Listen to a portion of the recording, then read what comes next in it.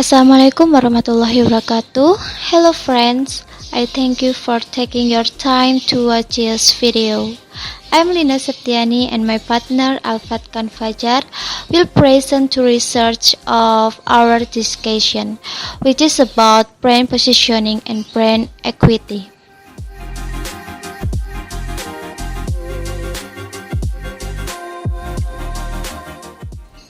Okay, I will explain about brand marketing. What is a brand? A brand is a name, term, sign, symbol, or design intended to identify the goods or service of one seller or group of sellers and differentiate them from those of competitors. The elements of branding. Elements are the primary building blocks of matter. Every brand is made up of the same branding elements, like a logo, a color palette, a specific user experience, and more. Here's everything you need to know about the aspect of branding and how to use them successfully. First, brand name. 2. Logo. 3. Character. 4. Packaging. 5. Slogan, and the last, symbol.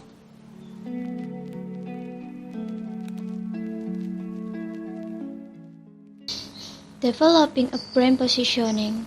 All marketing strategy is built on segmentation, targeting, and positioning.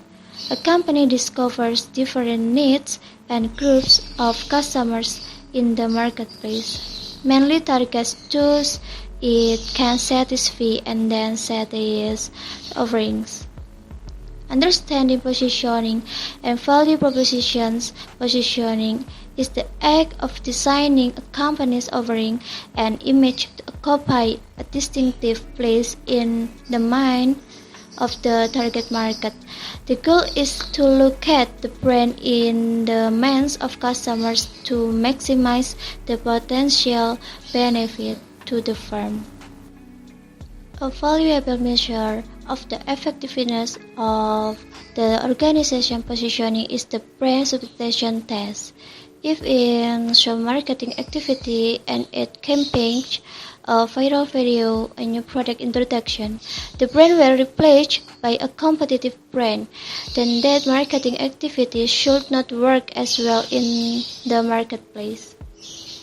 Let's look table 10.1. Shows how three companies, Hertz, Volvo, and Domino's, have defined their value propositions through the years with their target customers. Positioning requires that marketers define and communicate similarities and differences between their brand and its competitors. Specifically, deciding on positioning requires: first, choosing a frame of reference by identifying the target market and relevant competition. 2. Identifying the optimal points of parity and points of difference brand association given that frame of reference. And the last, creating a brand mantra summarizing the positioning and essence of the brand. And identifying and establishing a brand positioning. Brand positioning is at the heart of marketing strategy. It is the act of designing the company's offering and image so that it occupies a distinct and valued place in the target customer's mind. Good brand positioning helps guide marketing strategy by clarifying what a brand is all about, how it is unique and similar to competitive brand, and why customers should purchase and use it. Target market. Identifying the customer's target is essential because different customers may have other brand knowledge, structures, and thus different perception and preference for the brand. Segmentation basis. Some possible segmentation bases for customers and business to business markets, respectively. Given this market segmentation scheme, marketing programs could be put into place to attract one or more segments. Behavioral segmentation bases are often most valuable in understanding branding issues because they have more apparent strategy implications. Involves identifying segmentation based on criteria. A. Identifiability. Can we easily identify the segment? B. Size. Is there good sales potential in the segment? C. Accessibility. Are specialized distribution outlets and communication media available to reach the segment? D. Responsiveness. How favorable will the segment respond to a tailored marketing program? Rules of positioning. Basic qualities of brand positioning include: A. Relevant. The brand positioning must focus on benefits that are important to people or reflect the product's character. B.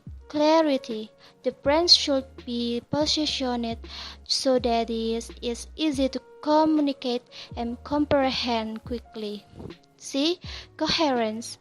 A brand should speak with one's voice through all the marketing mix elements.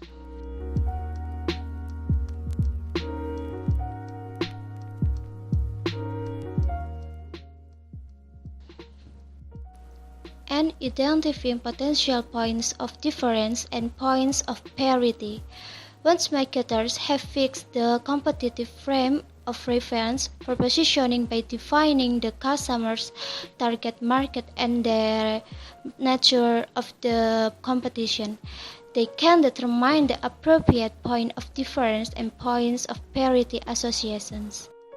Points of difference. There are attributes or benefits that customers strongly associate with a brand, positively evaluate and believe they could not find to the same extent with a competitive brand. Associations that make up points of difference can be based on virtually any attribute or benefit. Customers must also be given a compelling reasons to believe and understand rationale for why the brand can deliver the desired benefit. Points of parity.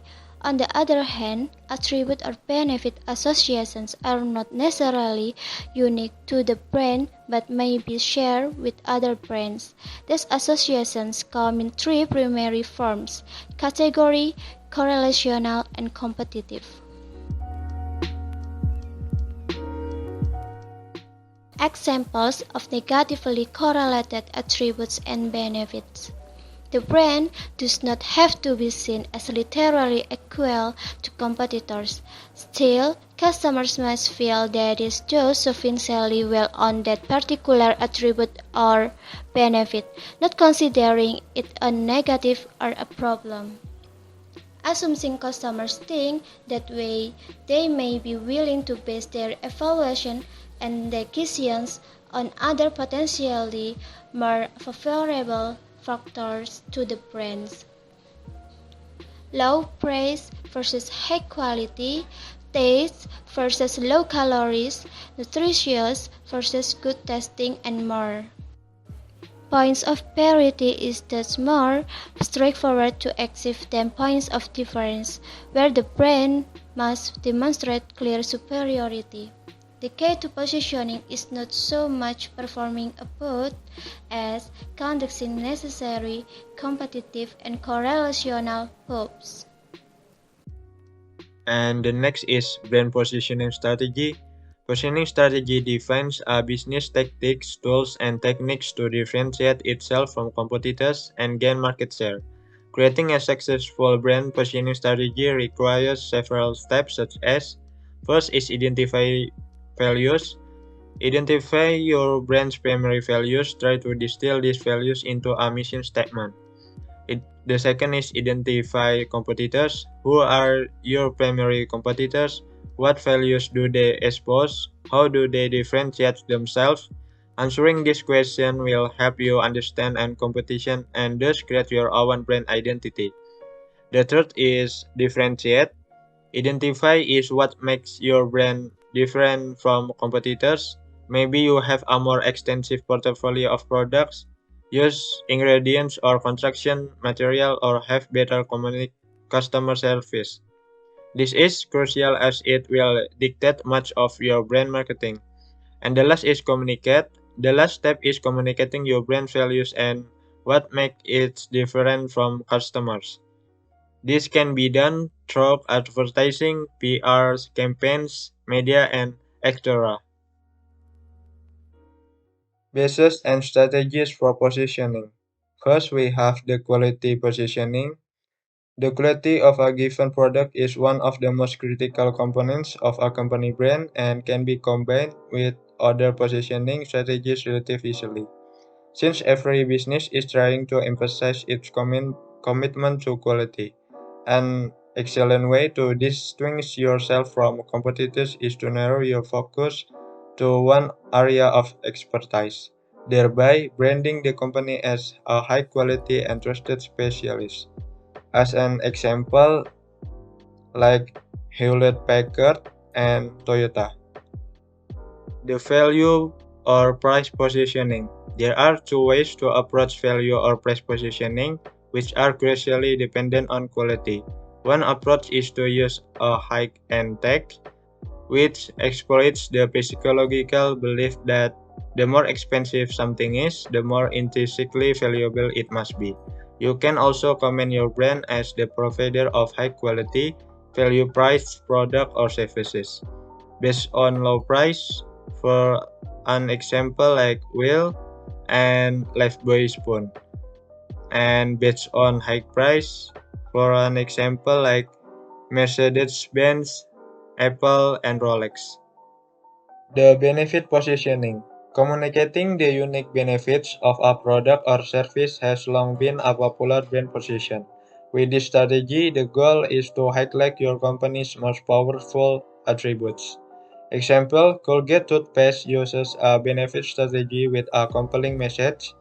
Brush with Colgate and prevent cavities and gingivitis, a benefit promise that appeals to customers. The demographic positioning. Marketers also use various demographics such as age and gender for positioning in marketing. Similarly, other companies employ gender-related positioning strategies. Their products may be targeted predominantly towards men or women. Based on age, Wardah is for mature people and Johnson's baby powder for kids. The competitor positioning. Business is nothing if not competitive. Therefore, with this positioning strategy, a company aims for one of several competitors to demonstrate its superiority among others offering the same type of product or service. Positioning by competitor, for example, like Misadap and Indomie. The cultural symbol positioning. Cultural symbol positioning involves an item or brand achieving unique status within a culture or region. Cultural symbols reflect a characteristic of a nation or region and may evolve from popular culture, religion, or other factors that make an area distinct. Example, this use of a character named Getu by Asian Paints helps them position themselves as a brand that is always ready to help, quick in decision making, and very much young and contemporary. Brand mantra. Brand mantra is a short 3 to 5 word articulation replacing the heart and soul. This is similar to brand essence or core brand promise. The brand mantra signals its importance to the firm and the crucial role of employees and marketing partners in its management. It also provides memorable shorthand as to the essential consideration of the brand that should be kept more silent and top of mind. Two high-profile and successful examples of brand mantras come from two powerful brands, Nike and Disney.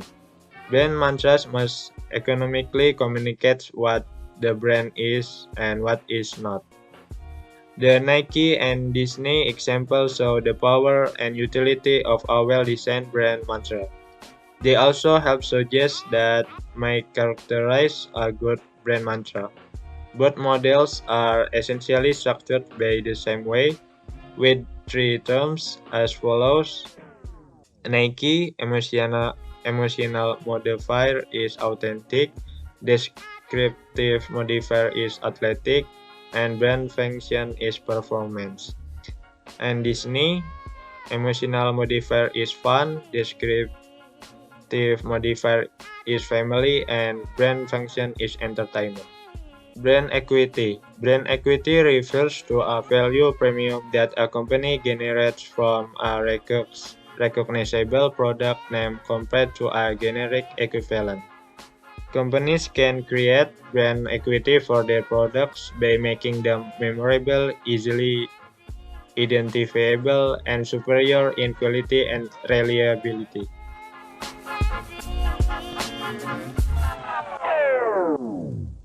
Marketing advantage of strong brands. Improve perception of product performance, greater loyalty, less vulnerability to competitive marketing action, less vulnerability to marketing crisis, larger margins, more inelastic consumer response to price increases, more elastic consumer response to price decreases, greater trade, cooperation and support, increased marketing communication effectiveness, possible is licensing opportunities, additional brand extension opportunities.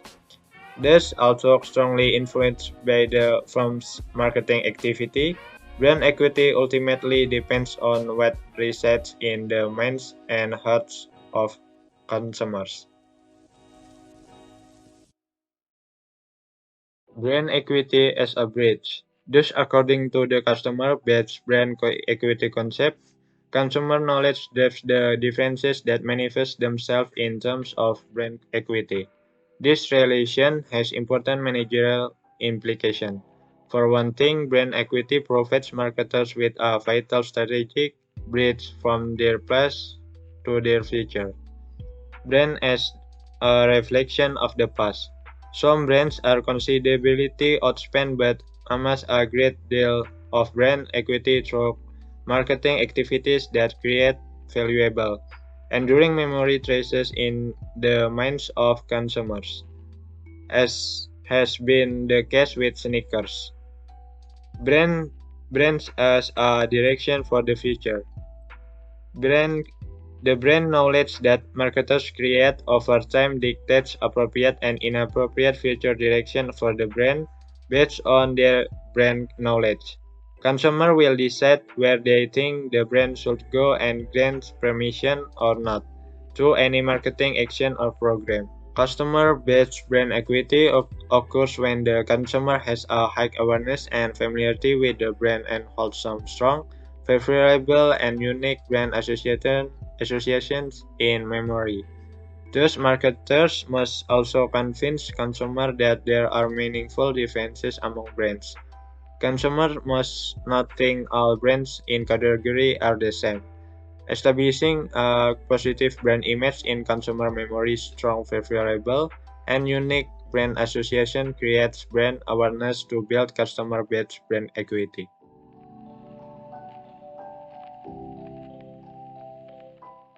Brand awareness. Brand awareness consists of brand recognition and brand recall performance.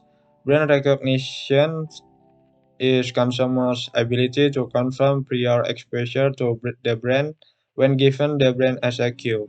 In other words, when they go to the store, will they be able to recognize the brand as one to which they have already been exposed? Brand recall is consumers' ability to retrieve the brand from memory when given the product category. The needs fulfilled by the type or a purchase or usage situation as a cue.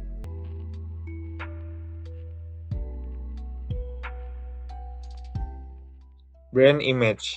Creating brand awareness by increasing the brand's familiarity through repeated exposure for brand recognition and forging solid association with the appropriate product category or other relevant purchase or consumption cues. For brand recall is an essential first step in building brand equity. Once a sufficient level of brand awareness is created, marketers can emphasize crafting a brand image. First, strength of brand association. The more deeply a person thinks about the product information and relates it to existing brand knowledge, the stronger the resulting brand association will be. The second is favorability of brand association. It is higher when a brand possesses relevant attributes and benefits that satisfy consumer needs and wants.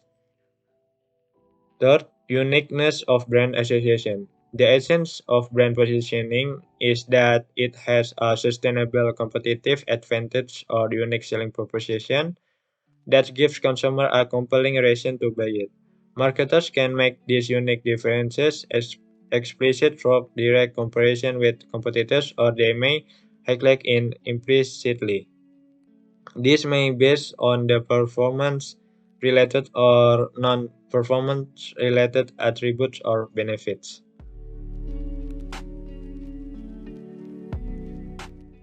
Okay, that's our presentation today. I thank you for the time and opportunity. I say wassalamualaikum warahmatullahi wabarakatuh.